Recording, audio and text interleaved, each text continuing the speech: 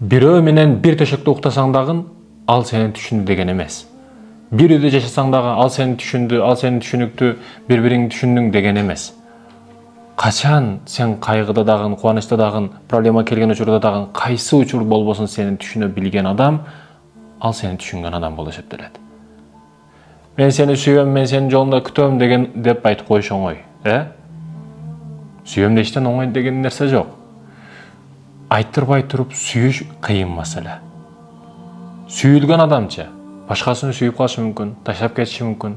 А сүйгөн адам оларак бул таза жүрөгү менен сүйдү, таза жүрөгү менен түшүндү. Ошондуктан кимди сүйүп атасың, кимди түшүнүп атасың? Негизи эле урматтуу мекендешим суроо пайда болот. Не кылыш керек деген маселеде. Бирөөнү алдың, ошону бактылуу кыл. Аны түшүн, аны сүй. Мына ошол чыныгы махаббат. Девушкам деп, девушкасын сүйөмүн деп жүрүп үйлөнгөндөрдүн мынандай ажырашып кетип атат, көрүп атабыз.